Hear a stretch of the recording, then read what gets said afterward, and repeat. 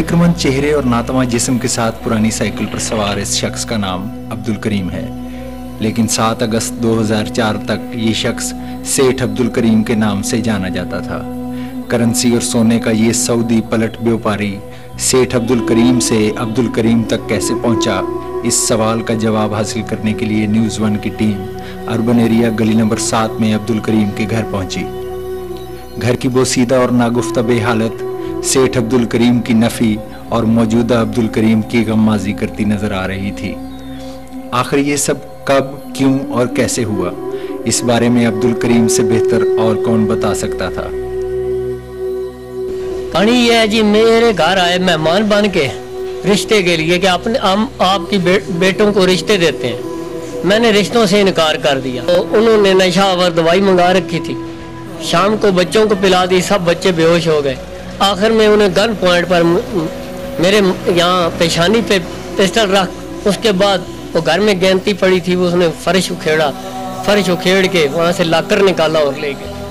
ये 3 दिन पहले मैं यूनियन बैंक से निकाल कर अपना माल लाया था, जिसमें 185 तोले सोना और 35,25,000 के करीब बांड थे। मैं गोल्ड और सोने का काम करता था। लाहौर से बड़े बड़े ताजर मेरे से आकर सोना लेते थे।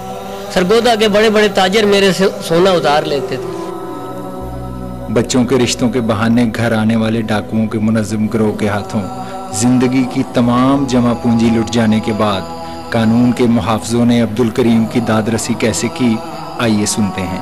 मैं कहता रहा कि मेरे घर में डकैती हुई है, गन पॉइंट पे हुई है, मेरे मोहल्लेदार गवाह हैं। डकैती की दरख्वास्त दी, उन्होंने एजाज अहमद नंगियाना उस वक्त के DSP थे, वो चोरों से मिल गए थे। उन्होंने चोरी का पर्चा दर्ज कर और उन्होंने कहा कि वो तो आपके घर रह रहे थे, आपने इश्तिहारियों को पनाह दी हुई थी। उल्टा चोर कोतवाल को डांटे, उन्होंने मुझे डांटना शुरू कर दिया और पर्चा चोरी का करके उनसे पैसे ले लिए और मुझे कहा आपने इश्तिहारियों को पनाह दी थी, मैं आप पर भी पर्चा दूंगा। अब्दुल करीम के अहले मोहल्ला भी इसके साथ होने वाली नाइंसाफी की गवाही देने इसके घर पहुंच गए।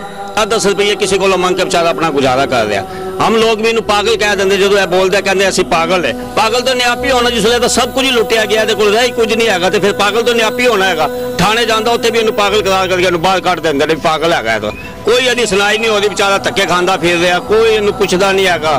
थानेदार ने भी पैसे खा लेते, पुलिस वाले भी डकैता को पैसे खाए। हमें तो ये पता है कि ये इसका एक अच्छा वक्त इसका गुजरा है और ये बड़ा गरीब परवर था, किसी से कोई लड़ाई झगड़ा कोई चीज़ नहीं थी, हर वक्त अपने काम से काम रखता था। अब इसका यह है कि जनाब रोटी तक से तंग। डिस्ट्रिक्ट पुलिस ऑफिसर सरगोदा के मुल्ज़मान को 10 रोज़ में गिरफ्तार किए जाने के हुक्म के बावजूद इस पर अमल दरामद क्यों नहीं किया गया, इसका जवाब हासिल करने के लिए हम जब थाना अर्बन एरिया पहुंचे तो वहां मौजूद पुलिस अफसरान ने कैमरे के सामने बयान देने से इनकार कर दिया। अब्दुल करीम ने इंसाफ के हसूल के लिए कई दरवाज़ों पर दस्तक दी और हुक्मरानों की लगाई जाने वाली कई कचहरियों में सदा बुलंद की, लेकिन उसकी फरियाद की झोली में झूठी तसल्ली के सिवा और कुछ नहीं आया। साबिक गवर्नर पंजाब खालिद मकबूल ने भी इसे इंसाफ और इमदाद की यकीन दहानी करवाई, लेकिन लफाफे में बंद 1000 के नोट के सिवा और कुछ न दे सके।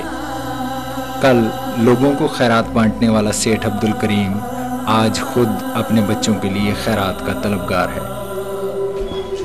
हाजी अब्दुल करीम का घर लुटे 4 साल होने को हैं, लेकिन 4 साल गुजर जाने के बावजूद इस लुटे पुटे घर को कानूनी दस्तावेजात की तसल्ली के अलावा आज तक कुछ नहीं मिला। यही वारदात अगर किसी बासर सियासी शख्सियत के घर होती तो ना सिर्फ चंद घंटों में मुल्ज़मान गिरफ्तार होते बल्कि कैफे किरदार तक भी पहुंच जाते। ये कहानी ना सिर्फ कानून के मुहाफ़िज़ों, अदल के ऐवानों बल्कि हुक्मरानों के लिए भी एक लम्हा फ़िक्रिया है। बज़ुबान शायर, जिस दौर में लुट जाए फ़कीरों की कमाई, उस दौर के सुल्तान से कोई भूल हुई है। कैमरामैन नदीम इकबाल के साथ तारिक अजीज़ महार, न्यूज़ 1 सरगोदा।